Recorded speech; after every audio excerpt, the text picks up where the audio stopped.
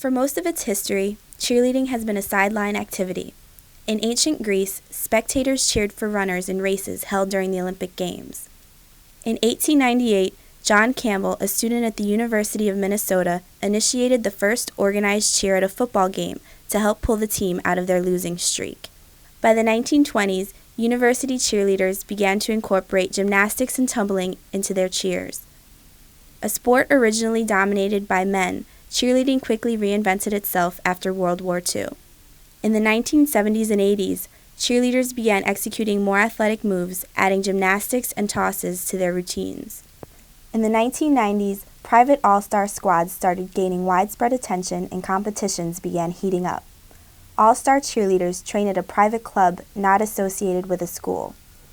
In 2000, private cheer gyms in the United States grew from 250 to more than 2,000.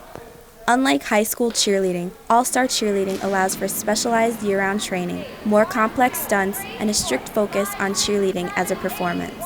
Squads are judged on a variety of criteria, including tumbling, tosses, stunts, pyramids, and dance. For these athletes, cheering is more than a sport. It's their life. I started cheering when I was 8. I started Pop Warner, and then I decided that I really liked the competition part of it, so I came to All-Stars. And I couldn't even do a cartwheel now. I can do round-off handspring tucks and fly in the air, and you get to try new things. It's fun. We can teach anybody how to cheer. I mean, that's why we were hired to coach. We can teach anybody how to cheer. We can teach them to do everything. We can teach them to tumble, we can teach them to stunt, but we can't teach them to love it. And if they have the right heart and the right attitude, it makes all the difference in the world. Some of our worst cheerleaders, they started off as our worst cheerleaders.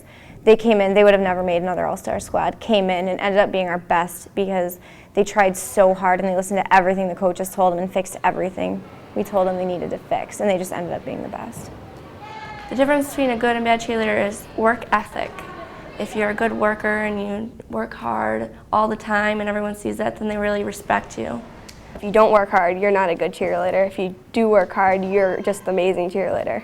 When I used to think of cheerleading, I'm like, cheerleading, that's for girls, but now I see cheerleading is more than just for girls. It's a team sport, just like football, basketball, hockey. Cheerleading is not a one-person thing, it's a team thing. The competition is very hard. It's getting harder year by year. You have to double out of everything to be part of the top elite.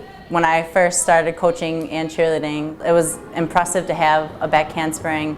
And if you had a tuck, you're like an amazing cheerleader. Now everything's getting more difficult, not just the tumbling, but the stunts. Back handsprings and tucks are expected, and you need full twists or double falls or harder skills, front tumbling, not just the simple back handspring or back tuck. When I was in high school, it was, okay, you did a cheer and then you did the tumbling section of the routine. Now everything's combined into one and there's stuff happening all over the floor. Not just cheer and then not just stunts. It's everything at once.